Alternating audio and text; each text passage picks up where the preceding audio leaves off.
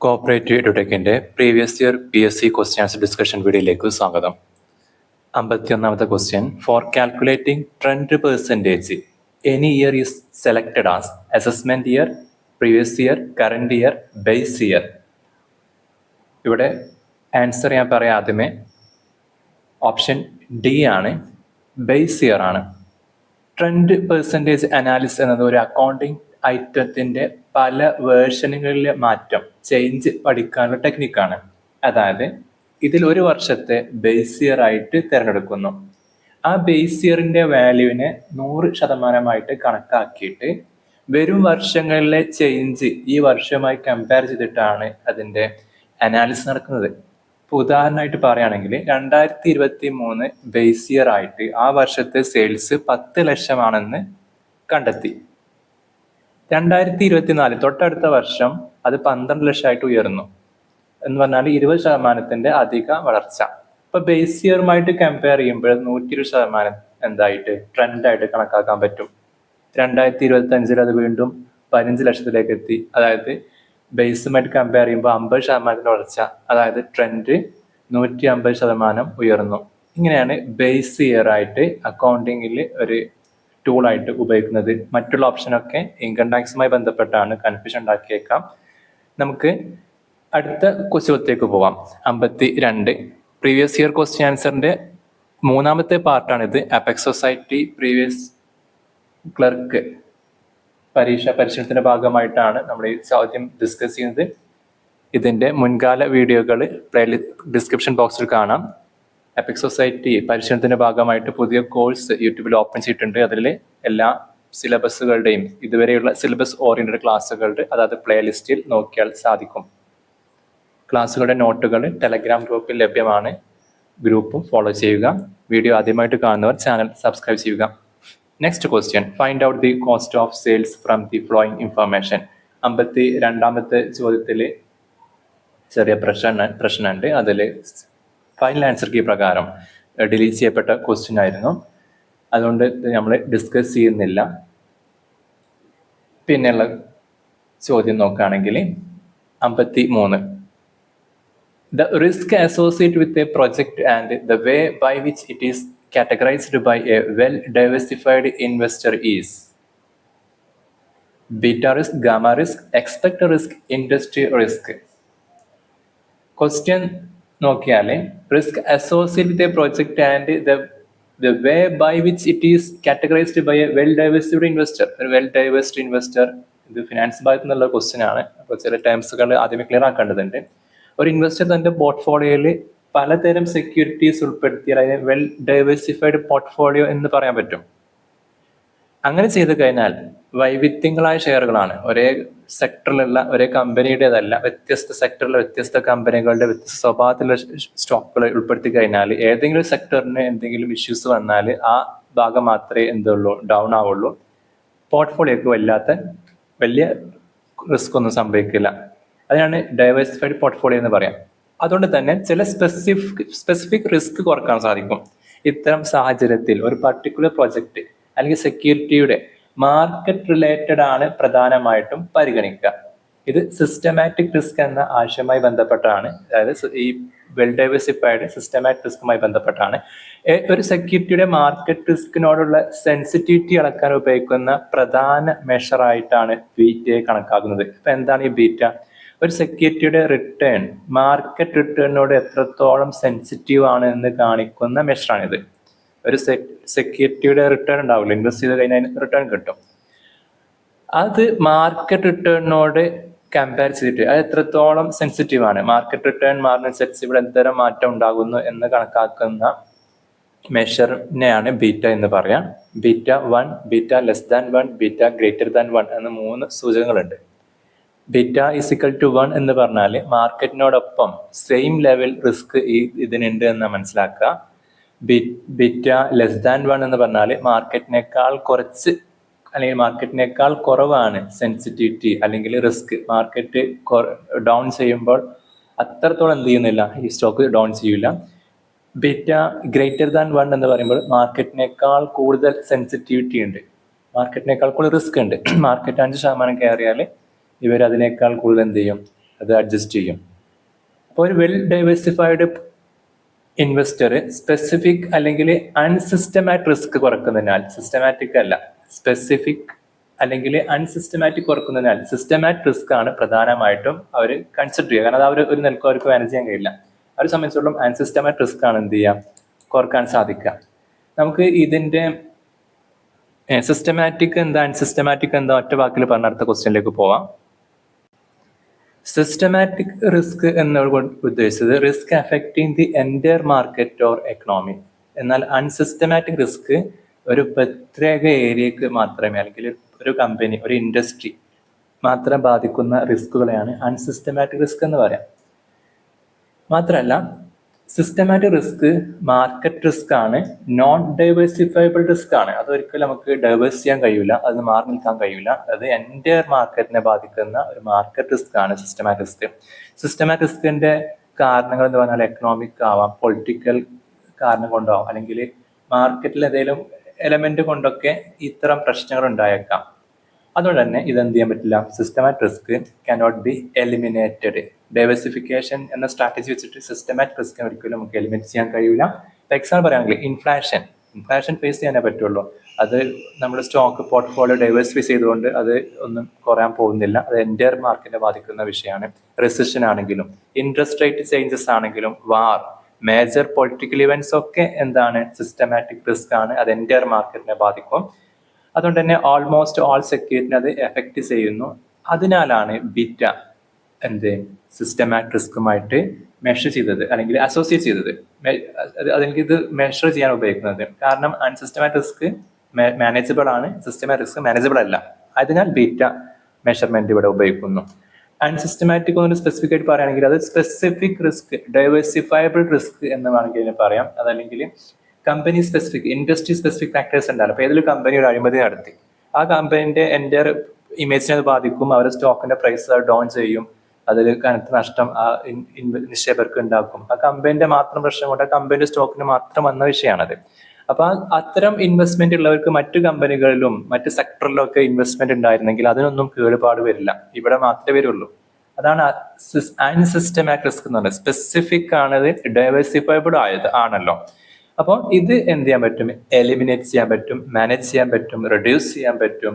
ഇപ്പോൾ എക്സാമ്പിൾ പറയുകയാണെങ്കിൽ സ്ട്രൈക്ക് വരികയാണെങ്കിൽ, അല്ലെങ്കിൽ വളരെ മോശം മാനേജ്മെന്റ് പെർഫോമൻസ് ആണെങ്കിൽ, പ്രൊഡക്റ്റ് ഫെയിൽ ആയിക്കൊണ്ടിരിക്കുകയാണെങ്കിൽ, ഫ്രോഡ് വന്നാൽ, കമ്പനി ബാങ്ക്രപ്സി, ഒക്കെ ഒരു സ്പെസിഫിക് ഒരു കമ്പനിയോ ഒരു സ്ഥാപനത്തെയോ ഒരു ഇൻഡസ്ട്രിയോ ബാധിക്കുന്ന എക്സാമ്പിളായി പറഞ്ഞതൊക്കെ, അതൊക്കെ എന്ത് ചെയ്യാൻ പറ്റും, അവരെ മാത്രമേ ബാധിക്കുള്ളൂ. വൺ കമ്പനി അല്ലെങ്കിൽ ഒരു ചെറിയ ഗ്രൂപ്പ് ഓഫ് കമ്പനിയെ മാത്രമേ എന്ത് ബാധിക്കുള്ളൂ, ഈ പറഞ്ഞ സിസ്റ്റമാറ്റിക് റിസ്ക് ബാധിക്കുള്ളൂ. അതുകൊണ്ട് തന്നെ കമ്പനി സ്പെസിഫിക് ആണ്, അത് എൻറ്റയർ മാർക്കറ്റിന് എന്ത് ചെയ്യുന്നില്ല, അത് ബാധിക്കുന്നില്ല. ഒരു എക്സാമ്പിൾ വേണ്ടി പറയുമെങ്കിൽ സിസ്റ്റമാറ്റിക് റിസ്ക് എന്ന് പറഞ്ഞാൽ RBI ഇൻട്രസ്റ്റ് റേറ്റ് കൂട്ടി, തീർച്ചയായിട്ടും ബോറോവേഴ്സിന് അത് എന്താവും, കോസ്റ്റ്ലി ആയിരിക്കും. അപ്പോൾ ഒരുപാട് കമ്പനികളെ സ്റ്റോക്കിനെ അത് എഫക്ട് ചെയ്യും. അൺസിസ്റ്റമാറ്റിക് റിസ്കിന് എക്സാമ്പിൾ പറയുകയാണെങ്കിൽ കമ്പനി ഒരു കമ്പനിക്ക് വലിയ നഷ്ടം വന്ന, തീപിടുത്തോ അതുപോലെ എന്തെങ്കിലും ദുരന്തം സംഭവിച്ചിട്ട്, അപ്പൊ ആ പർട്ടിക്കുലർ കമ്പനിയെ മാത്രമേ അത് ബാധിക്കുള്ളൂ. അവരെ ഷെയറിന്റെ പ്രൈസ് അത് പെർഫോമൻസിനെ ബാധിച്ചിട്ട് കുറയാൻ പോകുന്നുള്ളൂ. അപ്പോൾ സിസ്റ്റമാറ്റിക് റിസ്ക് പറഞ്ഞാൽ കംപ്ലീറ്റ് മാർക്കറ്റ് റിസ്ക് ആണ്, അത് ഡൈവേഴ്സിഫൈ ചെയ്യാൻ പറ്റില്ല. അൺസിസ്റ്റമാറ്റിക് റിസ്ക് എന്ന് പറയുമ്പോഴും അത് കമ്പനി സ്പെസിഫിക് ആണ്, ക്യാൻ ബി ഡൈവേഴ്സിഫൈഡ്. അപ്പോൾ ടോട്ടൽ റിസ്ക് എന്ന് പറഞ്ഞാൽ സിസ്റ്റമാറ്റിക് റിസ്ക്കും അൺസിസ്റ്റമാറ്റിക് റിസ്ക്കും രണ്ടും പാടെ കൂടിയതിനെയാണ് പറയാം. നെക്സ്റ്റ് ക്വസ്റ്റ്യൻ നോക്കാം, 54. The compound rate at which a firm has to earn return on its investment in order to pay the reasonable return to investors of fund as in the form of interest or dividend. ഒരു reasonable return interest ആയിട്ടോ dividend ആയിട്ടോ തിരിച്ച് കിട്ടുക, ഒരു compound rate ഉൾപ്പെടെ എന്താ ഒരു ഇൻവെസ്റ്റ്മെന്റിന് അവർ സംഖ്യ ചെലവ് ചെയ്തു, അതിന് ഒരു റിട്ടേൺ കിട്ടി. അതിനെ സൂചിപ്പിക്കുന്ന ടേമിന് എന്താണെന്ന് പറയാൻ ചോദിച്ചത്. ക്വസ്റ്റ്യൻ 54 ഞാൻ ആൻസർ ആദ്യമേ പറയട്ടെ. കോസ്റ്റ് ഓഫ് ക്യാപിറ്റൽ ആണ്. ഓപ്ഷൻ ഡി ആണ് കോസ്റ്റ് ഓഫ് ക്യാപിറ്റൽ. അതായത് ഒരു സ്ഥാപനത്തിന് ആവശ്യമായ ഫണ്ട് പല സോഴ്സിൽ നിന്നാണല്ലോ ലഭിക്കുക. അത് ഇക്വിറ്റി ഷെയർ ആവാം, പ്രിഫറൻസ് ഷെയർ ആവാം, ഡെപ്റ്റ് നിന്നാവാം. റിട്ടേൺഡ് ഏർണിങ്സ് എല്ലാം ആവാം. ഈ ഫണ്ട് നൽകുന്ന ഇൻവെസ്റ്റേഴ്സിന്, ലെൻഡേഴ്സിന് അവർ പ്രതീക്ഷിക്കുന്ന ഒരു മിനിമം റിട്ടേൺ ഉണ്ട്. അവർ പ്രതീക്ഷിക്കുന്ന റിട്ടേൺ ഉണ്ട്. പ്രതീക്ഷിച്ചാണല്ലോ ഈ ഫണ്ട് അവർ ഇൻവെസ്റ്റ് ചെയ്തത്. അതുകൊണ്ട് സ്ഥാപനത്തിന് ഫണ്ട് ഉപയോഗിച്ച് ഏൺ ചെയ്യേണ്ട മിനിമം റിക്വയർഡ് റേറ്റ് ഓഫ് റിട്ടേണിനെയാണ് കോസ്റ്റ് ഓഫ് ക്യാപിറ്റൽ എന്ന് പറയാം. കോസ്റ്റ് ഓഫ് ക്യാപിറ്റൽ എന്ന് പറഞ്ഞാൽ the cost incurred by a firm for using the fund or capital provide by investors and lenders. ഇത് സ്ഥാപനത്തിന്റെ ഇൻവെസ്റ്റ്മെന്റ് ഡിസിഷനിലും ക്യാപിറ്റൽ ബഡ്ജറ്റിലും വളരെ പ്രധാനപ്പെട്ട ഒരു കോൺസെപ്റ്റ് കൂടിയാണ്. കോസ്റ്റ് ഓഫ് ക്യാപിറ്റൽ വളരെ പ്രധാനപ്പെട്ടാണ് ഇത്തരം സമയങ്ങളിൽ കോസ്റ്റ് ഓഫ് ക്യാപിറ്റൽ പരിഗണിക്കുക എന്നത്. ഇൻവെസ്റ്റ്മെന്റ് ചെയ്യുന്ന സമയത്ത് നമ്മൾ ആദ്യം നോക്കുന്ന ഒരു ഫാക്ടർ കൂടിയാണ് കോസ്റ്റ് ഓഫ് ക്യാപിറ്റൽ എന്ന്. ഒന്നുകൂടി വിശദീകരിച്ച് പറയുകയാണെങ്കിൽ cost of capital is the minimum required rate of return that a firm must earn on its investment to satisfy the expectation of its investors such as interest to the debt holders, dividend അല്ലെങ്കിൽ return to the equity share holders. Conclude ചെയ്യാണ്, cost of capital എന്ന് പറഞ്ഞാൽ required rate of return expected by the providers of fund. അതിനാണ് cost of capital എന്ന് പറയാം. Next question. The very purpose for which an organization is existed is called. അതിൻ്റെ options vision, strategy, mission, policies എന്നൊക്കെയാണ്. Management ഭാഗത്തുള്ള question കൂടിയാണ്. ഇതിൻ്റെ answer ഞാൻ പറയുന്നു, ഓപ്ഷൻ സി ആണ്, മിഷൻ ആണ്. ഒരു ഓർഗനൈസേഷൻ എന്തിനാണ് നിലകൊള്ളുന്നത്, അതിൻ്റെ ബേസിക് പർപ്പസ് എന്താ എന്നതാണ് മിഷൻ.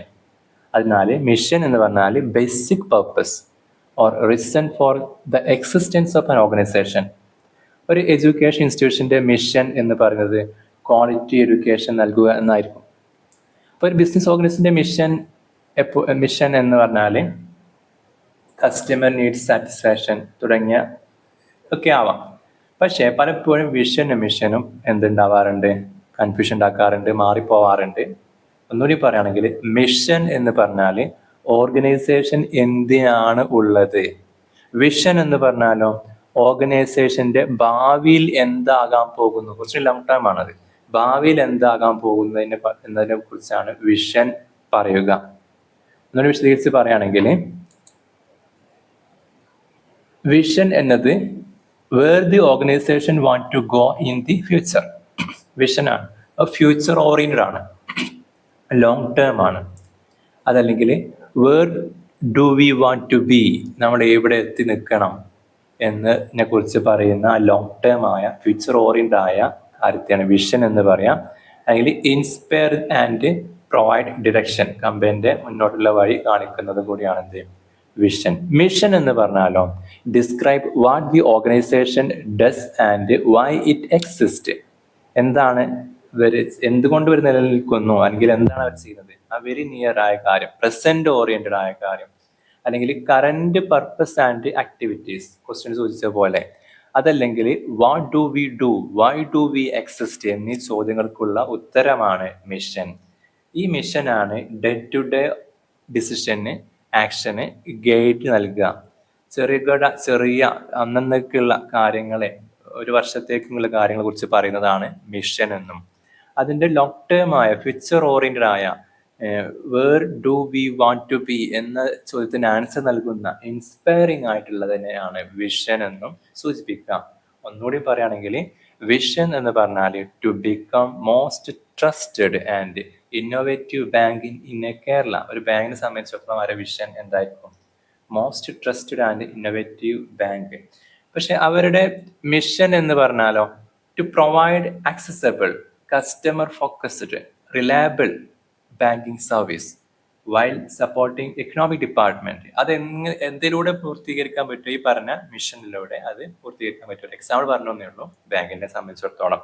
അപ്പം വിഷൻ എന്ന് പറഞ്ഞാൽ ഡെസ്റ്റിനേഷൻ ആണ്, മിഷൻ എന്ന് പറഞ്ഞാൽ what we do to reach there, ആ ലക്ഷ്യത്തിലേക്ക് എത്താനുള്ള വഴികളാണ് മിഷന്. ആ വലിയ ലോങ് ടേം ലക്ഷ്യമാണ്, ഫ്യൂച്ചർ ഓറിയന്റഡ് ലക്ഷ്യത്തെയാണ് വിഷൻ എന്നും പറയാം.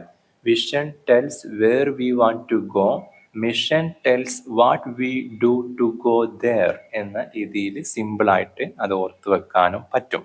Next question, what is the foundation of blue ocean strategy? Blue ocean strategy, red ocean strategy എല്ലാം മാർക്കറ്റിംഗുമായി ബന്ധപ്പെട്ട ടേമുകളാണ്. ഇവിടെ value chain, value innovation, value creation and value cost trade off എന്നീ 4 ഓപ്ഷനുകൾ കാണാൻ പറ്റും. ആൻസർ പറയാൻ ഓപ്ഷൻ ബി, വാല്യൂ ഇന്നോവേഷൻ ആണ്.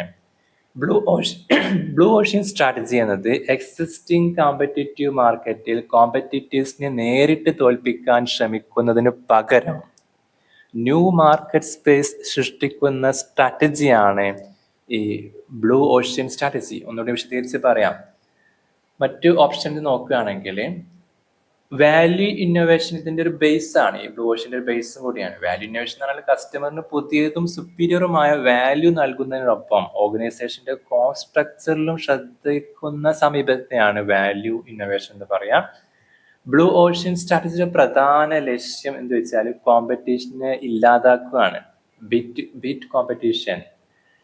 പിന്നെന്താണ്, കോമ്പറ്റീഷന് പിറകെ പോവാതെ എന്ത് ചെയ്യാണ്, ഒരു കോമ്പറ്റീഷൻ ഒരു ഘടകേ അല്ല, അത് നമ്മൾ മൈൻഡ് ചെയ്യേണ്ടതേ ഇല്ല എന്നൊരു കോൺസെപ്റ്റാണ് ബ്ലൂ ഓഷ്യൻ സ്ട്രാറ്റജി. കോമ്പറ്റീഷനെ ഇറലവൻ്റ് ആക്കുക, കോമ്പറ്റീഷനെ ബീറ്റ് ചെയ്യുന്നതിന് പകരം കോമ്പറ്റീഷനെ ഇറലവൻ്റ് ആക്കുക. അതേ കൂടെ നമ്മൾ പറയേണ്ടതാണ് റെഡ് ഓഷ്യൻ എന്ന് പറഞ്ഞാൽ എക്സിസ്റ്റിംഗ് മാർക്കറ്റ് ഇന്റൻസീവ് കോമ്പറ്റീഷനെ ഫോക്കസ് ചെയ്യുക, കോമ്പറ്റീഷനുമായി മത്സരം. ബ്ലൂ ഓഷ്യനെ പോലെയല്ല, അത് നേർക്ക് നേരെ മത്സരിക്കാൻ ഇറങ്ങുന്നതിനാണ് റെഡ് ഓഷ്യൻ എന്നും. ബ്ലൂ ഓഷ്യൻ തന്നെ മാറി നിൽക്കുക, എന്നിട്ട് പുതിയൊരു സ്പേസ് കണ്ടെത്തുക, അത് പുതിയ പ്രൊഡക്റ്റ് സർവീസ് എന്തോ ആവാം, എന്നിട്ടോ കോമ്പറ്റീഷനായി ഇറവൻ്റ് ആക്കുക, ഇന്നൊരു കോമ്പറ്റീഷനേ ഇല്ല. അത് അങ്ങനെ ഒരു വാല്യൂ ഓർ ഇന്നോവേഷനിലൂടെ മുന്നോട്ട് പോകുന്നതാണ് എന്ത് പറയാം, ബ്ലൂ ഓഷ്യൻ എന്ന് പറയാം. നമുക്ക് എക്സാമ്പിൾ സഹിതം അതിനെ കുറിച്ച് പറയുകയാണെങ്കിൽ, ഇപ്പൊ ബ്ലൂ ഓഷ്യൻ സ്ട്രാറ്റജി നിലവിലുള്ള മത്സരത്തെ നേരിട്ട് പങ്കെടുക്കാതെ പുതിയ മാർക്കറ്റ് സ്പേസ് സൃഷ്ടിക്കുന്നു എന്ന് പറഞ്ഞല്ലോ. റെഡ് ഓഷ്യൻ എന്ന് പറഞ്ഞാൽ എന്താ, നിലവിലെ മാർക്കറ്റിൽ കോമ്പറ്റീറ്റേഴ്സിനോട് നേരിട്ട് മത്സരിക്കുന്ന സ്ട്രാറ്റജിയാണ്. ഇപ്പോൾ ബ്ലൂ ഓഷ്യൻ പുതിയ മാർക്കറ്റ് സൃഷ്ടിക്കുന്നു, കോമ്പറ്റീഷൻ കുറക്കുന്നു, ഇന്നോവേഷൻ വളരെ ഇമ്പോർട്ടന്റ് ഘടകമാണ് ഇവിടെ. പുതിയ കസ്റ്റമേഴ്സിനെ അതിലൂടെ സൃഷ്ടിക്കാൻ ശ്രമിക്കുന്നു, വാല്യൂ ഇന്നോവേഷനിലൂടെ ഇത് മുന്നോട്ട് കൊണ്ടുപോകുന്നു. റെഡ് ഓഷ്യൻ എന്നാൽ നിലവിലുള്ള മാർക്കറ്റിലെ മത്സരമാണ്, കോമ്പറ്റീഷൻ വളരെ കൂടുതലാണ്, ഇനിയും കോമ്പറ്റീഷൻ നേരിടാൻ പോവുകയാണ്. അത് ആ കോമ്പറ്റീഷന് അങ്ങനെ മറികടന്നിട്ട് നിലവിലുള്ള കസ്റ്റമേഴ്സിനായി മത്സരിക്കുന്ന ആ കോമ്പറ്റേറ്റീവ് റിവൽറിയാണ് എന്ത്, റെഡ് ഓഷ്യൻ എന്ന് പറഞ്ഞാല്. ഇപ്പൊ ഒരു എക്സാമ്പിൾ പറയുകയാണെങ്കിൽ, ഒരു സിറ്റിയിൽ 10 സാധാരണ ടീ ഷോപ്പ് ഉണ്ട്. ഇപ്പൊ 11ാമത്തെ ടീ ഷോപ്പ് തുറന്ന് കുറഞ്ഞ വിലയിൽ ടീ നൽകേണ്ടി വരും 11ാമത്തെ ആൾക്ക്, കാരണം ആളുടെ 10 ഉണ്ടല്ലോ. അത് റെഡ് ഓഷ്യൻ ആണ്, നിലവിലുള്ള കസ്റ്റമേഴ്സിനോടാണ് മത്സരിക്കുന്നത്, നിലവിലുള്ള കോമ്പറ്റീഷനോടാണ് ആൾ മത്സരിക്കുന്നത്. എക്സിസ്റ്റിംഗ് മാർക്കറ്റ് ആണ്, ഹൈ കോമ്പറ്റീഷൻ ആണ്. അതേസമയം ഈ ടീ ഷോപ്പ് എന്ത് ചെയ്യാണ്, അവരെ കോൺസെപ്റ്റ് ഒന്ന് മാറ്റാണ്. ടീ പ്ലസ് റീഡിംഗ് കഫേ എന്ന രീതിയിൽ അവിടെ പുസ്തകങ്ങളുണ്ട്, സ്റ്റഡി ചെയ്യുന്നവർക്ക് വായിക്കാനുള്ള സൗകര്യമുണ്ട്, ഇരിക്കാനുള്ള സൗകര്യമുണ്ട്, വർക്ക് ചെയ്യുന്നവർക്ക് വർക്ക് ചെയ്യാനുള്ള സൗകര്യം, നെറ്റും പരിപാടിയും കാര്യങ്ങളൊക്കെ ഉണ്ട്. അങ്ങനെ പുതിയൊരു എക്സ്പീരിയൻസ് കൂടെ അതിൽ ആഡ് ഓൺ ചെയ്യുന്നുണ്ട്. അതിന് ബ്ലൂ ഓഷ്യൻ എന്ന് പറയാം. കാരണം ന്യൂ മാർക്കറ്റ് സ്പേസ് ആണ്, അത് ആൾറെഡി ഉള്ള 10ആയിട്ട് യാതൊരു ബന്ധമല്ല, അവരോട് മത്സരിക്കാനും പോകുന്നില്ല, അവിടെ കോമ്പറ്റീഷൻ അവരായിട്ട് ഇല്ല. അപ്പോൾ തികച്ചും പുതിയൊരു ഏരിയ സ്പേസ് അവർ കണ്ടെത്തി, നല്ല പ്രൊഡക്റ്റ് സെയിം ആണേനും. അപ്പോൾ റെഡ് ഓഷ്യൻ പറഞ്ഞാൽ എക്സിസ്റ്റിംഗ് മാർക്കറ്റ് പ്ലസ് കോമ്പറ്റീഷൻ ആണ്, ബ്ലൂ ഓഷ്യൻ പറഞ്ഞാൽ ന്യൂ മാർക്കറ്റ് ഇന്നോവേറ്റീവ് മാർക്കറ്റ് ആണ്. നെക്സ്റ്റ് ക്വസ്റ്റ്യൻ നോക്കാം. What is the activity set of institutions and process of creating, communicating, delivering and exchanging offerings that have value for customers, client partners and society at large? അത് marketing ആണോ, market ആണോ, selling ആണോ, advertising ആണോ? ഇത് confusion ഉണ്ടാക്കിയേക്കാം. ഇതൊരു selling advertisement എന്ന് മനസ്സിലാക്കിയിട്ട് sentence വായിച്ചാൽ അഡ്വർടൈസ്മെന്റ് എത്തും ഇതിന്റെ ആൻസർ. പക്ഷെ യഥാർത്ഥ ആൻസർ ഇവിടെ അഡ്വർടൈസ്മെന്റ് അല്ല, അത് മാർക്കറ്റിംഗ് ആണ്. ഓപ്ഷൻ എ ആണ് ഇതിന്റെ ശരിയായ ആൻസർ. കാരണം ക്വസ്റ്റ്യനിൽ കുറെ എലമെന്റുകൾ പറയുന്നുണ്ട്: creating, communicating, delivering, exchanging, value, customers, client, partners, society large എന്നിവയെല്ലാം മാർക്കറ്റിന്റെ പ്രധാനപ്പെട്ട കോൺസെപ്റ്റ്സ് ആണ്. മാർക്കറ്റിംഗ് എന്നത് സെല്ലിംഗ് മാത്രമല്ലല്ലോ. ഒരു പ്രൊഡക്റ്റ് ഉണ്ടാക്കിയ ശേഷം അത് വിൽക്കുന്നത് മാത്രമല്ല മാർക്കറ്റിംഗ്. കസ്റ്റമേഴ്സ് നീഡ്സ് മനസ്സിലാക്കുന്നത് മുതൽ വാല്യൂ ക്രിയേറ്റ് ചെയ്യുകയും കമ്മ്യൂണിക്കേറ്റ് ചെയ്യുകയും ഡെലിവർ ചെയ്യുകയും എക്സ്ചേഞ്ച് ചെയ്യുകയും ചെയ്യുന്ന ഒരു വലിയ കോംപ്രിഹെൻസീവ് പ്രോസസ്സിനെയാണ് മാർക്കറ്റിംഗ് എന്ന് പറയാം. സെല്ലിംഗ് വേഴ്സസ് മാർക്കറ്റിംഗ് പറയുമ്പോഴും പ്രോഡക്റ്റ് ഓർ സർവീസ് വിൽക്കുന്നതിൽ പ്രധാന ശ്രദ്ധ. പ്രൊഡക്റ്റ് ഓർ സർവീസ് വിൽക്കുന്നതിൽ പ്രധാന ശ്രദ്ധ ആണ് സെല്ലിംഗ് കൊണ്ട് ഉദ്ദേശിച്ചത്. അത് എങ്ങനെയാലും വിൽക്കുക എന്നതായിരിക്കും അവിടെ ഉണ്ടാവുക ലക്ഷ്യം. മാർക്കറ്റിംഗ് എന്ന് പറയുമ്പോൾ customer need, value creation, communication, delivery, exchange എന്നിവയെല്ലാം കൂടിയതാണ്. അഡ്വർടൈസ്മെന്റ് എന്ന് വേറെ ഓപ്ഷൻ കാണാൻ ക്വസ്റ്റ്യനിൽ, അത് മാർക്കറ്റിന്റെ ഒരു കമ്പോണന്റ് ആണ്. മാർക്കറ്റിംഗ് എന്നത് അഡ്വർടൈസ്മെന്റ് അല്ല, മാർക്കറ്റിംഗ് പാർട്ട് മാത്രം കൂടിയാണ് എന്ത് അഡ്വർടൈസ്മെന്റ് എന്നത്. ഇനി നമുക്ക് അടുത്ത ക്വസ്റ്റ്യൻ നോക്കാം. 58-ാമത്താണ്. When business concerns make marketing decision by considering customers' wants and long-run interest of the concerns, customers and general public, they are practicing which of the following principle? Business concern make marketing decision by considering customers' wants and long-run interest of concern. അത് നിഷ് marketing അല്ല, innovative marketing ആണോ, consumer oriented marketing ആണോ, social marketing ആണോ? ഇതും marketing ഭാഗത്തു നിന്നുള്ള മറ്റൊരു confusing question ആണ്. 58ന്റെ ആൻസർ സോഷ്യൽ മാർക്കറ്റിംഗ് ആണ്. എന്തുകൊണ്ടാണ് വന്നത് പറയാം. കാരണം കസ്റ്റമർ ഓറിയന്റഡ് മാർക്കറ്റിംഗ് അല്ലെങ്കിൽ ചോദിച്ചേക്കാം. ഇവിടെ ക്വസ്റ്റ്യൻസ് കുറച്ച് കീവേഡ്സ് തന്നെ ഉണ്ട്. Customers want, long run interest, general public. ഇവ സോഷ്യൽ മാർക്കറ്റിംഗ് കോൺസെപ്റ്റിന്റെ പ്രധാനപ്പെട്ട ഫീച്ചേഴ്സ് ആണ്. സോഷ്യൽ മാർക്കറ്റിംഗ് എന്നത് കസ്റ്റമർ സാറ്റിസ്ഫാക്ഷൻ മാത്രം ലക്ഷ്യമിടുന്നില്ല, മാത്രമല്ല അതിൻ്റെ കൂടെ തന്നെ customers want, organizational interest, long run welfare of consumers, social general public welfare എന്നിവയെല്ലാം പരിഗണിക്കുന്നുണ്ട്. ഇപ്പോൾ മാർക്കറ്റിംഗ് കൺസെപ്റ്റിൽ കസ്റ്റമർ ഓറിയന്റഡ് മാർക്കറ്റിങ്ങിൽ കസ്റ്റമർ നീഡ്സ് വാൻസ് ആണ് പ്രാധാന്യമെങ്കിൽ, സോഷ്യൽ മാർക്കറ്റിങ്ങിൽ customer needs, organizational objective, long run social welfare കൂടെ അതിനെന്തുണ്ട് ഇമ്പോർട്ടൻസ് നൽകുന്നുണ്ട്. 59ാമത്തെ question in the accounting system, document which support journal entries is classified as source document, journal, ledger and audit report. Computerised accounting നല്ലൊരു question കൂടിയാണ്. 59ന്റെ answer source document ആണ്. Accounting transaction നടക്കുമ്പോൾ അതിൻ്റെ evidence ആയി ലഭിക്കുന്ന ഒറിജിനൽ ഡോക്യുമെന്റിനെയാണ് സോഴ്സ് കോഡ് എന്ന് പറയാം. ഇതാണ് ട്രാൻസാക്ഷനെ അടിസ്ഥാനമാക്കി ജേണൽ എൻട്രി തയ്യാറാക്കാൻ സപ്പോർട്ട് നൽകുന്നത്. ഫോർ എക്സാമ്പിൾ പറയുകയാണെങ്കിൽ invoice, cash memo, receipt, voucher, debit, credit നോട്ടുകൾ, ചെക്ക്, ഇതൊക്കെ എന്താണ് സോഴ്സ് ഡോക്യുമെന്റ് ആണ്. അപ്പോൾ ഇതിൻ്റെ ഒരു ഫ്ലോ ചാർട്ട് വരച്ച് നോക്കിയാൽ, അതെങ്ങനെ അതിൻ്റെ ഓർഡർ നോക്കിയാൽ, ആദ്യം ബിസിനസ് ട്രാൻസാക്ഷൻ നടക്കുന്നു, അവിടുന്ന് സോഴ്സ് ഡോക്യുമെന്റ് ലഭ്യമാവുന്നു, അത് ജേണൽ എൻട്രി ആക്കുന്നു, എഡ്ജിലേക്ക് മാറ്റുന്നു, ട്രയൽ ബാലൻസ് ഉണ്ടാക്കുന്നു, ഫൈനൽ അക്കൗണ്ട്സ് അതോടെ കൂടിയിട്ട് റെഡി ആവുന്നു. അതിനാൽ ജേണൽ എൻട്രിയെ സപ്പോർട്ട് ചെയ്യുന്ന ഡോക്യുമെന്റ് ആണ് സോഴ്സ് ഡോക്യുമെന്റ് എന്ന് നമുക്ക് ചുരുക്കത്തിൽ പറയാം. പിന്നെ മറ്റു ഓപ്ഷൻ നോക്കുകയാണെങ്കിൽ ജേണൽ എന്ന് പറഞ്ഞാൽ transaction first recording chronological order, അതിനാ ജേണൽ എന്ന് നമ്മൾ പറയാറ്. ലെഡ്ജർ എന്ന് പറഞ്ഞാൽ അക്കൗണ്ട് വൈസ് ക്ലാസിഫിക്കേഷൻ ആണ്, അല്ലെങ്കിൽ ട്രാൻസാക്ഷൻ ഓഫ് ക്ലാസിഫിക്കേഷൻ ആണ്.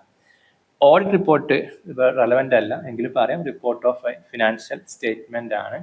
പിന്നെ അതിൻ്റെ സപ്പോർട്ട് ഡോക്യുമെന്റ് ഒക്കെ വെച്ചിട്ട് ചെക്ക് ചെയ്തിട്ടുള്ള റിപ്പോർട്ടാണ് ഓഡിറ്റ് റിപ്പോർട്ട്. ഇനി അടുത്ത ക്വസ്റ്റ്യൻ നോക്കാം. 60ാമത്തെ ക്വസ്റ്റ്യൻ ആണ്. Difference between final sales value and separable cost is equal to. ഓപ്ഷന് 60ന്റെ options profit margin, NRV, gross realizable value, gross margin. 60ന്റെ ആൻസർ ഓപ്ഷൻ ബി ആണ്, net realizable value. Net realizable value എന്നത് ഒരു asset, product വിൽക്കുന്നതിന് ലഭിക്കുന്ന final sales value ആണല്ലോ. അതിൽ നിന്ന് പൂർത്തിയാക്കാൻ ആവശ്യമായ സെപ്പറബിൾ കോസ്റ്റ് കുറച്ച ശേഷമുള്ള തുകയാണ് NRV. അതായത് ഫൈനൽ സെയിൽസ് വാല്യൂ മൈനസ് സെപ്പറബിൾ കോസ്റ്റിനെയാണ് NRV എന്ന് പറയാം. പിന്നെ ഓക്കെ, 61ാമത്തെ question. A simultaneous purchase and sale of foreign exchange for two different dates is known as. A simultaneous purchase and sale of sale of foreign exchange for 2 different date is known as 61. Options currency devaluation, currency swap, currency arbitrage, change currency. ഇത് derivatives എന്ന ഭാഗത്തുനിന്ന് question ആണ്. Option B ആണ്, currency swap ആണ് ഇവിടുത്തെ answer ആയിട്ട് വരിക. Currency swap എന്ന് പറഞ്ഞാൽ ഒരു കറൻസിയുടെ സൈമൾട്ടേനിയസ് പർച്ചേസ് ആൻഡ് സെയിൽ, ഏത് സമയത്ത് വിൽക്കുക ചെയ്യുക, വ്യത്യസ്ത ഡേറ്റിൽ ഡേറ്റ് മാറ്റം ഉണ്ടാവുന്നേ ഉള്ളൂ. ഒരു ഫോറിൻ എക്സ്ചേഞ്ച് ട്രാൻസാക്ഷൻ ആയിരിക്കും, കറൻസി അല്ല, ഒരേ കറൻസികളാവില്ല, രണ്ട് രാജ്യത്തെ രണ്ട് വ്യത്യസ്ത കറൻസി ആയിരിക്കും ഇവിടെ വിൽക്കുകയും ചെയ്യുന്നത്. സാധാരണ ഒരു ട്രാൻസാക്ഷന് സ്പോട്ട് ഡേറ്റ് അല്ലെങ്കിൽ സ്പോട്ട് പ്രൈസ് ഉണ്ടാവും, മറ്റൊരു ഫ്യൂച്ചർ ഫോർവേഡ് ഡേറ്റുമാണ് നടക്കുക. ഇത് ഡെറിവേറ്റീവ്സ് കൃത്യമായിട്ട് അറിഞ്ഞാലേ ഇത് മനസ്സിലാവുള്ളൂ. ഈ കുറഞ്ഞ സമയം കൊണ്ട് ഞാൻ അതെല്ലാം ശ്രമം നടത്തുന്നില്ല. 4 പ്രധാന ഡെറിവേഷൻസ് ആണുള്ളത്. ഫ്യൂച്ചേഴ്സ്, ഓപ്ഷൻ, സ്വാപ്പ്, പിന്നെ ഇതുപോലെ 4 എണ്ണം ഉള്ളത്. അതിൽ പെട്ട ഒന്നാണ് ഈ സ്വാപ്പിന്റെ ഒരു സബ് വിഭാഗത്തിൽപ്പെട്ടാണ് ഈ കറൻസി സ്വാപ്പ് എന്നത്. കറൻസി റിസ്ക് ഹെഡ്ജ് ചെയ്യാനാണ് ഇത് ഉപയോഗിക്കാറുള്ളത്. 62. വാട്ട് ഈസ് ദി പ്രധാനമന്ത്രി സുരക്ഷാ ബീമാ യോജന, PMSBY? അത് എഡ്യൂക്കേഷൻ ഇൻഷുറൻസ് ആണോ, അല്ലെങ്കിൽ ഇൻഡസ്ട്രിയൽ ഇൻഷുറൻസ് ആണോ, ലൈഫ് ഇൻഷുറൻസ് കവർ ആണോ, ആക്സിഡന്റൽ ഇൻഷുറൻസ് കവർ ആണോ? 62ന്റെ ആൻസർ എല്ലാവർക്കും അറിയേണ്ടതായിരിക്കും. ആക്സിഡന്റൽ ഇൻഷുറൻസ് കവർ ആണ്. PMSBY എന്ന് പറഞ്ഞാൽ പ്രധാനമന്ത്രി സുരക്ഷാ ബീമാ യോജന എന്നതാണല്ലോ. ഇതൊരു ആക്സിഡന്റൽ ഇൻഷുറൻസ് സ്കീമാണ്. ആക്സിഡന്റ് ഡെത്ത് അല്ലെങ്കിൽ സ്പെസിഫൈഡ് ആക്സിഡന്റ് ഡിസബിലിറ്റീസ് ഉണ്ടായാൽ ഇൻഷുറൻസ് പ്രൊട്ടക്ഷൻ നൽകുന്ന ഒരു സ്കീമാണ് ഈ പറഞ്ഞ PMSBY. അതായത് ആക്സിഡന്റ് ഡെത്ത്, ആക്സിഡന്റ് ഡിസബിലിറ്റി കിട്ടുന്ന ഇൻഷുറൻസ് കവറാണ് PMSBY. Next 63. What is which of the following is not a objective of APY, Atal pension Yojana? Atal pension യോജനയുടെ എല്ലാ ഒബ്ജക്റ്റീവ്സ് അറിഞ്ഞാൽ ഈ ക്വസ്റ്റ്യൻ ആൻസർ ചെയ്യാൻ പറ്റുള്ളൂ. കാരണം ക്വസ്റ്റ്യൻസിന്റെ ഓപ്ഷൻസ് നോക്കുകയാണെങ്കിൽ fixed pension is paid on attaining age of 80 years, അങ്ങനെ സംഗതി അതിലില്ല. Fixed pension is paid on attaining age of 60 years, ശരിയാണ്. Encourage workers to voluntary save their retirement, save for the retirement, അതും ശരിയാണ്. Provide social security to unorganized sector, അതും ശരിയാണ്. Unorganised സെക്ടറിലെ പീപ്പിളിന് വേണ്ടിയിട്ടുള്ള സംഗതി കൂടിയാണല്ലോ. അപ്പോൾ APY പ്രധാനമായും റിട്ടയർമെന്റ് പെൻഷൻ, സോഷ്യൽ സെക്യൂരിറ്റി നൽകുന്ന ഒരു സ്കീമാണ്.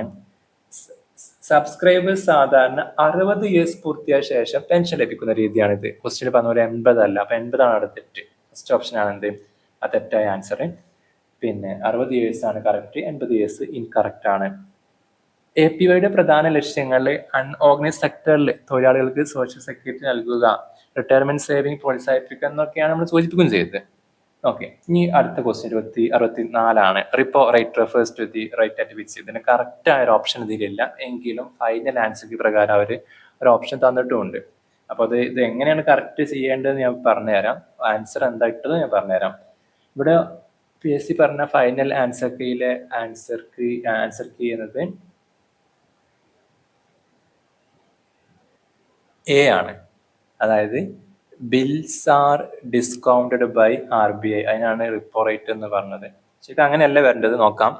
പിന്നെ അതിന്റെ കറക്റ്റ് റിപ്പോ റേറ്റ് എങ്ങനെ നോക്കാം. സ്റ്റാൻഡേർഡ് ഡെഫിനിഷൻ പ്രകാരം റിപ്പോ റേറ്റ് എന്ന് പറഞ്ഞാൽ അതിന്റെ മീനിങ് എന്താണ്? The rate at which RBI lend short-term fund to commercial banks against eligible securities under a repurchase agreement ആണ്. 2-3 കീവേഡ് പറഞ്ഞു. RBI short term fund commercial ബാങ്കിൽ നൽകുന്നു, പകരം സെക്യൂരിറ്റീസ് വാങ്ങി വെക്കുന്നുണ്ട്, എലിജിബിൾ സെക്യൂരിറ്റീസ്. അതൊരു അഡ്ജസ്റ്റ്മെന്റ് നൽകുന്നത്, ഒരു എഗ്രിമെന്റ് പുറത്ത് നൽകുന്നത്. എങ്ങനെയാണ്? റീപർച്ചേസ് എഗ്രിമെന്റിലൂടെ നൽകുന്നത്. ആ നിശ്ചിത സമയം കഴിഞ്ഞാൽ അത് തിരിച്ച് എന്ത് ചെയ്യും? സെക്യൂരിറ്റി കൊടുത്തിട്ട് എമൗണ്ട് തിരിച്ചുകൊണ്ട് വാങ്ങും. RBI ഫണ്ട് കൊടുക്കുന്നു, പകരം സെക്യൂരിറ്റീസ് വാങ്ങി വെക്കുന്നു. ഷോർട്ട് ടേം ഫണ്ട് ആണ്, ഒരു അഡ്ജസ്റ്റ്മെന്റ് ആണ്. പെട്ടെന്ന് പൈസക്ക് ആവശ്യം വന്നാൽ ബാങ്കുകൾക്ക് പൈസ RBI എടുക്കാനുള്ള ഒരു മാർഗം കൂടിയാണ് റിപ്പോ റേറ്റ്. അത് റീപർച്ചേസ് എഗ്രിമെന്റ് ആണ്, എടുത്തിട്ട് പോകുകയല്ല, പിന്നെ തിരിച്ച് റീപർച്ചേസ് ചെയ്യും എന്ന രീതിയിലാണ് അത് എന്ത് ചെയ്യുന്നത്, നടക്കുന്നത്. അപ്പൊ ആ റേറ്റിനെ റിപ്പോ റേറ്റ് എന്ന് പറയുന്നത്. ഇവിടെ അങ്ങനെ ഒരു ആൻസർ ക്വസ്റ്റ്യനിൽ തന്നിട്ടില്ല, സോറി ഓപ്ഷനിലില്ല. അതിനാൽ നൽകിയിരുന്ന 4 ഓപ്ഷനും സ്റ്റാൻഡേർഡ് ഓപ്ഷനായി കൃത്യമായിട്ട് വരുന്നില്ല, അതിന്മേൽ സാമ്യമായിട്ട് വരുന്നില്ല. പക്ഷെ ഒഫീഷ്യൽ ആൻസർ കീഴിൽ bills are discounted by RBI എന്ന് പറയുന്നിരിക്കുന്നു. അതിനാൽ അതുകൊണ്ടാണ് ഇത് ഡിസ്കസ് ചെയ്തത്. പക്ഷെ അത് ശരിക്കും ഇങ്ങനെ കറക്റ്റ് ചെയ്ത് പഠിക്കേണ്ടതുണ്ട്. കാരണം അത് വെച്ചിട്ട് പലപ്പോഴും ക്വസ്റ്റ്യൻസ് കാണാറുണ്ട് ബാങ്കിങ് ഏരിയയിൽ നിന്നെല്ലാം. നോക്കാം അടുത്ത ക്വസ്റ്റ്യൻ. മറ്റു ഓപ്ഷൻ നോക്കാനുള്ള റിപ്പോ എന്ന് പറഞ്ഞാൽ ഇവിടെ പറഞ്ഞ പോലെ തന്നെ റിവേഴ്സ് റിപ്പോ പറഞ്ഞാൽ ഈ പ്രോസസ്സ് നേരെ റിവേഴ്സ് ആണ്. RBIന്റെ കയ്യിൽ നിന്ന് ബാങ്കുകൾ എടുക്കുന്ന റീപർച്ചേസ് എഗ്രിമെന്റ് പകരം ബാങ്കുകളുടെ കയ്യിൽ നിന്ന് RBI എടുക്കുമ്പോൾ എന്താവും, അത് റിവേഴ്സ് റിപ്പോ ആവും. ബാങ്ക് റേറ്റിന്റെ എന്ന് പറഞ്ഞാൽ rate at which long term lending rediscounting rate at which bank rediscount bills എന്നതിനെ പറഞ്ഞ പേരാണ് ബാങ്ക് റേറ്റ് എന്നത്. ഓക്കെ, 65ാമത്തെ question. Minimum alternative tax MAT income tax എന്ന ക്വസ്റ്റ്യൻ ആണ്. And as per section 115JB of income tax act is applicable on. അത് ആർക്കാ ബാധകം? ഈ മിനിമം ആൾട്ടർനേറ്റീവ് ടാക്സ്. MAT എന്ന് കേട്ട് കഴിഞ്ഞാൽ ഉറപ്പിച്ച് പറയാൻ പറ്റും അത് ഓൾ ടൈപ്പ് കമ്പനീസ് അല്ല, സെർട്ടൻ കമ്പനികൾക്കുള്ളതാണ്. പാർട്ണർഷിപ്പോ അസോസിയേറ്റഡ് പേഴ്സൺ അല്ല. അപ്പോൾ അതിൻ്റെ ആൻസർ ബി ഓപ്ഷൻ ആണ്, സെർട്ടൻ കമ്പനീസ്. അതിൻ്റെ വിശദീകരണം പറയുകയാണെങ്കിൽ MAT എന്ന് പറഞ്ഞാൽ മിനിമം ആൾട്ടർനേറ്റ് ടാക്സ് ആണ്. മിനിമം ആൾട്ടർനേറ്റ് ടാക്സ് ആണ് MAT, minimum alternate tax. Income tax ആക്ടിലെ സെക്ഷൻ 115JBയുമായി ബന്ധപ്പെട്ടതാണ് MAT. ഇത് കമ്പനിയെ സംബന്ധിക്കുന്ന പ്രൊവിഷനാണ്, കമ്പനിയെ മാത്രം ബാധിക്കുന്ന ഒരു വകുപ്പും കൂടിയാണ് ഇത്. അപ്പോൾ സെർട്ടൻ കമ്പനീസ് അങ്ങനെയാണ് ഇവിടെ ആൻസർ ആയിട്ട് വരുന്നത്, എല്ലാ കമ്പനിയും ബാധിക്കൂല. MATന്റെ അടിസ്ഥാന ആശയം എന്ന് പറഞ്ഞാൽ അക്കൗണ്ടിങ് പ്രോഫിറ്റ് ഉണ്ടെങ്കിലും ഇൻകം ടാക്സ് ലയബിലിറ്റി വളരെ കുറവായോ ഇല്ലാതായോ വരുന്ന ചില കമ്പനികൾക്ക് ഒരു മിനിമം ലെവൽ ഓഫ് ടാക്സ് നൽകുന്ന സാഹചര്യം ഉറപ്പാക്കുകയാണ് MAT ചെയ്യുന്നത്. വീണ്ടും പറയാം, അക്കൗണ്ടിങ് പ്രോഫിറ്റ് ഉണ്ടായിട്ടും അവർക്ക് എന്താവും, ഇൻകം ടാക്സ് കുറയും. കാരണം പല ഡിഡക്ഷൻസും പലതും കയറിയതിനു ശേഷം പിന്നെ അവർക്ക് ടാക്സ് ലയബിലിറ്റി കുറഞ്ഞ ഒരവസ്ഥ വരുന്ന സമയത്ത് ഒരു മിനിമം ലെവൽ ഓഫ് ടാക്സ് അവരെ കൊണ്ട് അടപ്പിക്കാവുന്ന സാഹചര്യം ഉണ്ടാക്കാനാണ് എന്ത് ചെയ്യാം MAT ഉപയോഗിക്കുക. ഒന്നൊരു വിശദീകരിച്ച് പറയുകയാണെങ്കിൽ സാധാരണ അവിടെ കുറഞ്ഞ ടാക്സബിൾ ഇൻകം കാണിക്കുന്ന വിവിധ ഡിഡക്ഷൻ എക്സംഷൻസ് കാരണം കുറഞ്ഞ ഇൻകം ടാക്സ് വരുന്ന സ്ഥാപനങ്ങൾ ഉണ്ടാവും. അപ്പോൾ അവർക്കൊരു മിനിമം എമൗണ്ട് ഓഫ് ടാക്സ് അടക്കണമെന്ന് ഉറപ്പാക്കുന്ന വ്യവസ്ഥയാണ് MAT. ഒരു കമ്പനി അക്കൗണ്ടിങ് പ്രോഫിറ്റ് ഉണ്ടായിട്ടും ഡിഡക്ഷൻസ് അല്ലെങ്കിൽ എക്സംഷൻസ് കാരണം നോർമൽ ടാക്സ് വളരെ കുറവായ സാഹചര്യം വരും. അപ്പോൾ അത്തരം സാഹചര്യത്തിൽ നിയമപ്രകാരം കണക്കാക്കുന്ന ബുക്ക് പ്രോഫിറ്റിന്റെ അടിസ്ഥാനത്തിൽ മിനിമം ടാക്സ് അടയ്ക്കേണ്ടി വരാം. അപ്പോൾ ആ ഒരു അവസ്ഥക്ക് അങ്ങനെ ഉണ്ടാക്കുന്നതിന് പറഞ്ഞ പേരാണ് MAT എന്നത്. നമുക്ക് അടുത്ത ക്വസ്റ്റ്യനിലേക്ക് പോകാം.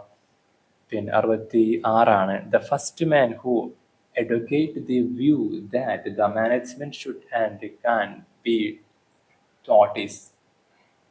അതായത് 4 മാനേജ്മെന്റ് എക്സ്പെർട്സിന്റെ ഓപ്ഷൻസ് കാണാൻ പറ്റും. Mary packer ഫുള്ളറ്റ്, Elton മായോ, Henry Fayol, Herald Coons. ഇതിൽ ശരിയായ ആൻസർ ഹെൻറി ഫയോൾ തന്നെയാണ്, C ഓപ്ഷൻ ആണ്. ഹെൻറി ഫയോൾ ആണ് മാനേജ്മെന്റ് പ്രിൻസിപ്പിളിന്റെ പ്രധാനപ്പെട്ട ഒരു മുൻനിര പയനിയർ ആയ ഒരാള്. മാനേജ്മെന്റ് ഒരു ടീച്ചിങ് ഡിസിപ്ലിൻ ആണെന്നും മാനേജീരിയൽ എബിലിറ്റി ഡെവലപ്പ് ചെയ്യാൻ കഴിയുമെന്നും ഫയോൾ മുന്നോട്ട് വെച്ച വാദങ്ങളാണ്. അദ്ദേഹത്തിന്റെ 14 പ്രിൻസിപ്പിൾസ് ഉണ്ടല്ലോ, അതൊന്നൊക്കെ ക്വസ്റ്റ്യൻസ് വരാറുണ്ട്. മാനേജ്മെന്റ് ഫങ്ഷൻസ് സംബന്ധിച്ച ആശയങ്ങളെല്ലാം ഫയോൾ വികസിപ്പിച്ചിട്ടുണ്ട്. 14 പ്രിൻസിപ്പിൾസ് ഡിവിഷൻ ഓഫ് ലേബറിൽ സ്റ്റാർട്ട് ചെയ്തിട്ട് XPT കോപ്സിൽ അവസാനിക്കാറുണ്ട്. XPT കോപ്സ് ഒക്കെ എന്താന്ന് ഈ ക്വസ്റ്റ്യനിൽ ചോദിക്കുന്നുണ്ട്. ഈ ഒരു ഏരിയയിൽ നിന്ന് വീണ്ടും ക്വസ്റ്റ്യൻസ് നമുക്ക് കാണാൻ സാധിക്കും. നോക്കാം, അടുത്തതാണ് XPT ക്രോപ്സ്. 67 മീൻസ് പറഞ്ഞിട്ടല്ലോ, customer behaviour service in our product is our strength, union is strength. 67ന്റെ ആൻസർ ഓപ്ഷൻ D തന്നെയാണ്. XPT ക്രോപ്സ് എന്നത് ഒരു ടീം സ്പിരിറ്റിനെ, യൂണിറ്റി മെമ്പേഴ്സിനെ എന്ന അർത്ഥത്തിലാണ് ഉപയോഗിക്കുന്നത്. ഇത് ഹെൻറി ഫയോൾസിന്റെ 14 പ്രിൻസിപ്പിൾസ് ഓഫ് മാനേജ്മെന്റിലെ ഒന്നാണ്. ഫയോൾ അനുസരിച്ച് ഓർഗനൈസേഷനിലെ എംപ്ലോയീസ് തമ്മിൽ യൂണിറ്റി, ഹാർമണി, ടീം സ്പിരിറ്റ് എന്നിവ എന്ത് ചെയ്യണം, വളർത്തണം എന്നതിനെ സൂചിപ്പിക്കുന്ന ഒരു പ്രിൻസിപ്പിൾ കൂടിയാണ് ഇത്. അതായത് XPT ക്രോപ്സ് എന്നാൽ യൂണിയനിസ്റ്റ് സ്ട്രെങ്ത് ആണ്. ഇനി 68ാമത്തെ question, a system of cooperative activities of 2 or more person is called. അത് സെൻട്രൽ ഓർഗനൈസേഷൻ കോർഡിനേഷൻ മാനേജ്മെന്റ്. എന്താ അതിന് പറയാം? അത് സിമ്പിളായ ക്വസ്റ്റ്യൻ ആണ്. 68 ആൻസർ ഓപ്ഷൻ ബി ആണ്. അതായത് ഓർഗനൈസേഷൻ രണ്ടോ അതിലധികമോ വ്യക്തികൾ ഒരു കോമൺ പർപ്പസ് നേടുന്നതിനായി പരസ്പരം സഹകരിച്ച് പ്രവർത്തിക്കുന്ന ഒരു സ്ട്രക്ചേർഡ് സിസ്റ്റത്തെയാണ് ഓർഗനൈസേഷൻ എന്ന് പറയാം. ഈ ക്വസ്റ്റ്യൻ പറഞ്ഞ പോലെ. അപ്പോൾ A system of cooperative activity of 2 or more person, അതിനാണ് ഓർഗനൈസേഷൻ എന്ന് പറയാം. ഓർഗനൈസേഷനിൽ ഇൻഡിവിജ്വലി പ്രവർത്തിക്കുന്ന വ്യക്തികൾക്ക് പകരം എന്ത് ചെയ്യാണ്, കോപ്പറേറ്റീവ് എഫേർട്ട് മുഖേന കോമൺ ഒബ്ജക്റ്റീവിന്, പൊതുവായ ലക്ഷ്യത്തിലേക്ക് വേണ്ടിയിട്ട് അവർ ഒന്നിച്ച് പ്രവർത്തിക്കുന്നു.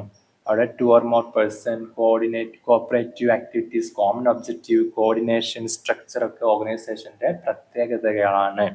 അപ്പോൾ ഓർഗനൈസേഷനും കോർഡിനേഷനും വ്യത്യാസം അല്ലെങ്കിൽ സെയിം അല്ലേ തോന്നുകയാണെങ്കിൽ, ഓർഗനൈസേഷൻ എന്ന് പറഞ്ഞാൽ കോപ്പറേറ്റീവ് ആക്ടിവിറ്റീസിന്റെ സ്ട്രക്ചേർഡ് സിസ്റ്റത്തെയും, കോർഡിനേഷൻ എന്ന് പറഞ്ഞാൽ വിവിധ എഫേർട്ടുകൾ തമ്മിൽ ഒരു സ്വരച്ചേർച്ച ഉണ്ടാക്കുന്നുണ്ട്, ഹാർമണി ഉണ്ടാക്കാനുള്ള പ്രോസസ്സിനെയാണ് കോർഡിനേഷൻ എന്ന് പറയാം. 69ാമത്തെ ക്വസ്റ്റ്യൻ നോക്കാം. Goal, aim, purpose, mission and target are collectively called strategies, rules, objectives and vision. 69ന്റെ ശരിയായ ആൻസർ ഓപ്ഷൻ സി ആണ്, ഒബ്ജക്റ്റീവ്സ് ആണ്. ഓർഗനൈസേഷൻ എന്ത് അച്ചീവ് ചെയ്യണമെന്ന് വ്യക്തമാക്കുന്ന ഡിസൈഡ് റിസൾട്ടിനെയാണ് ഒബ്ജക്റ്റീവ്സ് എന്ന് പറയാം. ക്വസ്റ്റ്യന്റെ പ്രധാന കീവേഡ്സ് വന്നിട്ടുണ്ടല്ലോ, goal, aims, purpose, mission, task, ഇവയെല്ലാം കളക്റ്റീവ് ആയിട്ട് ഒബ്ജക്റ്റീവ്സ് എന്ന് വിളിക്കാൻ പറ്റും. അപ്പോൾ ഒബ്ജക്റ്റീവ് എന്ന് പറഞ്ഞാൽ എന്താണ്? Objectives are the decide result or goals that an organisation seek to achieve. അല്ലെ, അതായത് ഒരു ഡയറക്ഷൻ നൽകും ഓർഗനൈസേഷനിലെ. അപ്പോൾ സ്ട്രാറ്റജി, ഒബ്ജക്റ്റീവ് വ്യത്യാസമുണ്ട്. ഒബ്ജക്റ്റീവ് എന്നാൽ എന്താണ് അച്ചീവ് ചെയ്യേണ്ടത്, സ്ട്രാറ്റജി എന്നാലോ how will it be achieved. അതിന്റെ സ്ട്രാറ്റജി തന്നെയാണ് സ്ട്രാറ്റജി എന്ന് പറഞ്ഞത്. ഓക്കെ, ഒബ്ജക്റ്റീവ് വിഷൻ വ്യത്യാസമുണ്ട്. ഒബ്ജക്റ്റീവ് ആണ് സ്പെസിഫിക് ഡിസൈഡ് റിസൾട്ട് ടാർഗറ്റ് ആണ്. വിഷൻ എന്ന് പറഞ്ഞാൽ നേരത്തെ നമ്മൾ ചോദിച്ച പോലെ ഡിസൈഡ് ഫ്യൂച്ചർ, എന്താണ് ഒരു വലിയ ലോങ് ടേം ലക്ഷ്യത്തെയാണ് വിഷൻ എന്ന് പറയാം. 70, the subordinate is given with the authority to do all functions.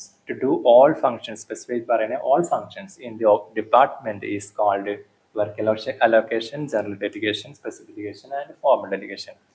ഇവിടുത്തെ 70ന്റെ ശരിയായ ആൻസർ ബി ഓപ്ഷൻ ആയ ഓൾ ഫംഗ്ഷൻ എന്ന് പറഞ്ഞ ഉടനെ ജനറൽ ഡെലിഗേഷൻ ആണ് ഇത്. ഡെലിഗേഷൻ ഓഫ് അതോറിറ്റി എന്നത് സുപ്പീരിയർ തന്റെ സബോർഡിനേറ്റിന് ചില അതോറിറ്റി നൽകുന്ന പ്രോസസ്സിനെയാണല്ലോ ഡെലിഗേഷൻ ഓഫ് അതോറിറ്റി എന്ന് പറയാം. അപ്പോൾ authority to do all functions in the department എന്നത് സ്ട്രെസ് ചെയ്ത് വായിച്ച് തന്നെ ആൻസർ കിട്ടും. സബോർഡിനേറ്റിന് ഒരു പെർട്ടിക്കുലർ ടാസ്ക് മാത്രം ചെയ്യാനുള്ള അതോറിറ്റി അല്ല നൽകിയത്, ഓൾ ഫങ്ഷണൽ, അപ്പോൾ നിർവഹിക്കാനല്ല, എല്ലാ ഫങ്ഷൻ നിർവഹിക്കാനല്ല, ഒരു ബ്രോഡായ ജനറൽ അതോറിറ്റി, അതാണ് അവരുടെ ആൻസർ. ജനറൽ അതോറിറ്റി നൽകുന്നതിനാണ് എന്ന് പറയാം ജനറൽ ഡെലിഗേഷൻ എന്ന് പറയാം. അപ്പോൾ എന്താണ് ജനറൽ സ്പെസിഫിക് വ്യത്യാസം? ജനറൽ എന്ന് പറഞ്ഞാൽ ബ്രോഡാണ്, all function, general area of work. Specific എന്ന് പറയുമ്പോൾ specific task, particular, limited authority, എല്ലാ അതോറിറ്റി നൽകിയിട്ടുണ്ട്, ലിമിറ്റഡ് ആണ്. ഇപ്പോൾ എക്സാമ്പിൾ പറയുകയാണെങ്കിൽ ഒരു ജനറൽ ഡിപ്പാർട്ട്മെന്റ് മാനേജർ ഡിപ്പാർട്ട്മെന്റ് എല്ലാ സാധാരണ ഫങ്ഷൻ കൈകാര്യം ചെയ്യാൻ ഒരു അതോറിറ്റി നൽകുകയാണ് ഒരു ഡിപ്പാർട്ട്മെന്റ് മാനേജറിന്, അങ്ങനെ എല്ലാം ചെയ്യാനുള്ള അതോറിറ്റി നൽകാൻ നോക്കി.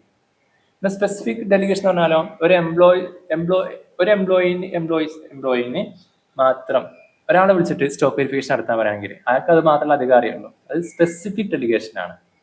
അതാണ് വ്യത്യാസം. ഇനി നമുക്ക് അടുത്ത ക്വസ്റ്റ്യനൊക്കെ നോക്കാം. 71 The concept of management accounting was coined by 71 R.L. Gupta, R.N. Anthony, James H. Bill, J. Batty. ഇവിടെ ശരിയായ ആൻസർ ഓപ്ഷൻ സി ആണ്, ജെയിംസ് എച്ച് ബിൽസ് ആണ്.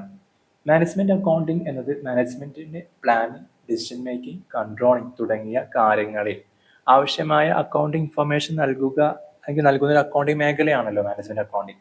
അപ്പോൾ ഈ ആശയം അല്ലെങ്കിൽ മാനേജ്മെന്റ് അക്കൗണ്ടിങ് എന്ന പദം ആദ്യമായിട്ട് അല്ലെങ്കിൽ ജെയിംസ് എച്ച് ബിൽസിനോടാണ് ബന്ധപ്പെട്ടിരിക്കുന്നത് ഈ ആശയം, ഈ മാനേജ്മെന്റ് അക്കൗണ്ടിങ് എന്നത്. അതോടെ അവിടെ ആൻസർ അങ്ങനെ വരാൻ കാരണം. മറ്റുള്ള ഓപ്ഷൻസ് നോക്കുകയാണെങ്കിൽ R.L. ഗുപ്ത അക്കൗണ്ടിങ് മേഖല അറിയപ്പെടുന്ന വ്യക്തിയാണെങ്കിലും ഇതുമായിട്ട് ബന്ധമില്ല.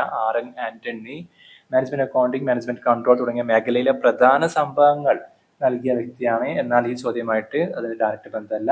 ജെ ബാറ്റി എന്ന് പറയുമ്പോൾ മാനേജ്മെന്റ് അക്കൗണ്ടിങ് സംബന്ധിച്ച ഗ്രന്ഥങ്ങൾ രചിച്ച ആളാണ്, എന്നാൽ ഇതിനുമായി ബന്ധമല്ല, ഈ വിഷയവുമായി ബന്ധപ്പെട്ടില്ല. 72ാമത്തെ question, GST is a conception of goods and service tax based on development, destination, duration and destiny. ശരി answer GST is a destination based tax എന്നാണ് പറയാറുള്ളത്. അപ്പോൾ 72ന്റെ ആൻസർ ബി ഓപ്ഷൻ തന്നെയാണ്. ആ GST അല്ലെങ്കിൽ ഗുഡ്സ് ആൻഡ് സർവീസ് ടാക്സ് ഒരു destination based conception tax ആണ്. അതായത് ഗുഡ്സ് അല്ലെങ്കിൽ സർവീസ് എവിടെയാണോ കൺസ്യൂം ചെയ്യുന്നത് ആ ഡെസ്റ്റിനേഷനാണ് നികുതി റവന്യൂ ലഭിക്കുന്നത്. അവിടുന്ന് ആ പോയിന്റ് തന്നെ നികുതി കിട്ടുന്നത്. ഇപ്പോൾ ഒരു ഉൽപ്പന്നം സംസ്ഥാനം നിർമ്മിച്ചാലും മറ്റൊരു സംസ്ഥാനത്താണ് ഉപഭോഗം നടക്കുന്നതെങ്കിൽ GST അടിസ്ഥാനം തത്വം ഡെസ്റ്റിനേഷൻ കൺസെപ്ഷൻ ആണ്. അപ്പൊ ആ രണ്ടാമത് പറഞ്ഞ സംസ്ഥാനം ബെനിഫിറ്റ് കിട്ടുക. Next 73, examining of past performance, exploring alternative and planning future is. 73 deciding, exploring, alternating, learning. 73ന്റെ ആൻസർ ഡി ഓപ്ഷൻ ആണ്, ലേണിംഗ് ആണ്. പാസ്റ്റ് പെർഫോമൻസ് പരിശോധിച്ചിട്ട് വിവിധങ്ങളായ ആൾട്ടർനേറ്റീവ്സ് അന്വേഷിച്ചിട്ട് ഒരു ഫ്യൂച്ചർ പ്ലാനിങ് നടത്തുക എന്നിവയിലൂടെ ഓർഗനൈസേഷൻ എക്സ്പീരിയൻസിൽ നിന്നും അങ്ങനെ കാര്യങ്ങൾ പഠിക്കുക, പഴയതിൽ നിന്ന് പഠിക്കുക, മെച്ചപ്പെട്ട തീരുമാനങ്ങൾ എടുക്കാൻ സാധിക്കുക എന്നതിന് ഈ പ്രോസസ്സിനെയാണ് ലേണിംഗ് എന്ന് സൂചിപ്പിക്കുന്നത്. Next question, graph which plot series of successive observation of specific procedure, operation or step at regular time interval is called control chart, Pareto diagram, pie chart, Gantt chart. Pie chart നമ്മൾ എപ്പോഴും ഉപയോഗിക്കുന്നതാണ്. ആ റൗണ്ടിൽ ഒരു portion വെച്ചിട്ട് allocate ചെയ്യാറുണ്ടല്ലോ percentage ഒക്കെ. ബാക്കിയുള്ളതിലായിരിക്കും നമുക്ക് doubts വന്നിട്ടുണ്ടാവുക. ഇവിടെ ഓപ്ഷന് എ ആണ്, കൺട്രോൾ ചാർട്ടാണ്. പ്രോസസ്സിന്റെ പെർഫോമൻസ്, അതിന്റെ ടൈം അല്ലെ, കാലക്രമണം, അതിന്റെ പ്രകാരം പിന്നെന്താ പറയാ, പ്രോസസ് കൺട്രോളിലാണോ അല്ലയോ തീരുമാനിക്കാൻ ഉപയോഗിക്കുന്ന ഗ്രാഫാണ്, ഒരു ഗ്രാഫിക്കൽ ടൂളാണ് കൺട്രോൾ ചാർട്ട്. റെഗുലർ ടൈം ഇന്റർവെല്ലിൽ സക്സസീവ് ഒബ്സർവേഷൻ പ്ലോട്ട് ചെയ്യുന്നതിനായി പ്രോസസ്സിലുണ്ടാകുന്ന വേരിയേഷൻ തിരിച്ചറിയാൻ കൺട്രോൾ ചാർട്ട് സഹായിക്കാറുണ്ട്. ഇപ്പോൾ കൺട്രോൾ ചാർട്ടാണ് ശരിയായി ഡയഗ്രാം. 80-20 പ്രിൻസിപ്പളുമായി ബന്ധപ്പെട്ടാണ്, 80-20 പ്രിൻസിപ്പളുമായി ബന്ധപ്പെട്ടാണ് പാരറ്റോ ഡയഗ്രാം. അതായത് പ്രോബ്ലംസ് അല്ലെങ്കിൽ കോസസിന് ഇമ്പോർട്ടൻസ് അനുസരിച്ച് റാങ്ക് ചെയ്യാൻ ഉപയോഗിക്കുന്ന ഒരു ഡയഗ്രാം കൂടിയാണ് പാരറ്റോ ഡയഗ്രാം. പൈച്ചാർട്ട് നമ്മൾ ആദ്യമേ പറഞ്ഞു, പൈച്ചാർട്ട് ഉപയോഗിക്കാറുണ്ടല്ലോ നമ്മൾ പ്രൊജക്ടൊക്കെ. ഗാന്റ് ചാർട്ട് എന്ന് പറഞ്ഞാൽ ഒരു പ്രൊജക്റ്റിൽ വിവിധങ്ങളായ ആക്ടിവിറ്റീസിന്റെ ഷെഡ്യൂൾ, ഡ്യൂറേഷൻ, പ്രോഗ്രസ് എന്നിവ കാണിക്കാൻ ഉപയോഗിക്കുന്ന ചാർട്ടാണ് ഗാന്റ് ചാർട്ട്. ഇനി നമ്മുടെ ഇന്നത്തെ ഇതിൽ ലാസ്റ്റ് ക്വസ്റ്റ്യൻ ആണ്, ദ പ്രാക്ടീസ് വേർ 75ാമത്തെ ക്വസ്റ്റ്യൻ ആണ്. The difference between the price that consumers pay and price that they are willing to pay. അവർ നൽകിയതും നൽകാൻ തയ്യാറായതും അവർ നൽകിയതുമായ വ്യത്യാസത്തെ എന്ന് പറയുന്ന പേരാണ് എന്ത്? Consumer satisfaction, consumer orientation, consumer surplus, consumer protection. Consumer protection വേറെ ടൈം തന്നെയാണ്, ലീഗൽ ടൈം ആണ്, അവർ സംരക്ഷിക്കുന്ന അർത്ഥത്തിലാണ്. അപ്പം ABC മാത്രം പരിഗണിച്ചാൽ മതി. ഏതായാലും 75ന് ശരി ആൻസർ കൺസ്യൂമർ സർപ്ലസ് ആണ്. ഒരു കൺസ്യൂമർ പ്രൊഡക്റ്റിന് പരമാവധി നൽകാൻ തയ്യാറായിരിക്കുന്ന വില ഉണ്ടാവുമല്ലോ, യഥാർത്ഥത്തിൽ നൽകിയ വിലയും തമ്മിലുള്ള വ്യത്യാസമാണ് കൺസ്യൂമർ സർപ്ലസ്. എക്സാമ്പിൾ പറയുകയാണെങ്കിൽ ഒരു വ്യക്തി ഒരു പ്രൊഡക്റ്റിന് പരമാവധി അയാൾ 1000 രൂപ വരെ നൽകാൻ തയ്യാറാണ്, പക്ഷെ മാർക്കറ്റ് പ്രൈസ് അതിന് 800 രൂപ ഉള്ളൂ. അപ്പൊ 200 രൂപ സർപ്ലസ് ആണ്, അതിനാണ് കൺസ്യൂമർ സർപ്ലസ് എന്ന് പറയാം. കൺസ്യൂമർ സർപ്ലസ് എന്ന് പറഞ്ഞാൽ willingness to pay minus actual price paid എന്നിവയാണ്. മറ്റ് ഓപ്ഷൻസ് നോക്കുകയാണെങ്കിൽ കസ്റ്റമർ സാറ്റിസ്ഫാക്ഷൻ, പ്രൊഡക്റ്റ് ഉപയോഗിക്കുന്നതിന് ലഭിക്കുന്ന ആ സംതൃപ്തിയാണ്, പ്രൈസ് ഡിഫറൻസ് അല്ല. കൺസ്യൂമർ ഓറിയന്റേഷൻ, കൺസ്യൂമർ നീഡ്, അവർക്ക് എന്താണ് കൺസ്യൂമർ ഓറിയന്റഡ് പ്രൊഡക്റ്റുകൾ ഇറക്കുക എന്നതാണല്ലോ അന്നത്തെ കൺസെപ്റ്റ്. പിന്നെ കൺസ്യൂമർ പ്രൊട്ടക്ഷൻ, കൺസ്യൂമേഴ്സിന്റെ അൺഫെയർ പ്രാക്ടീസിന് സംരക്ഷിക്കുന്ന നടപടിക്രമങ്ങളെ സൂചിപ്പിക്കുന്ന ടേം കൂടിയാണ്. ഇത്രയും ചോദ്യങ്ങളാണ് നമ്മൾ ഈ ഭാഗത്ത് ഉൾപ്പെടുത്തിയത്. അടുത്ത പാർട്ടിൽ ലാസ്റ്റ് പാർട്ട് ഉൾപ്പെടുത്താം. Thanks for watching.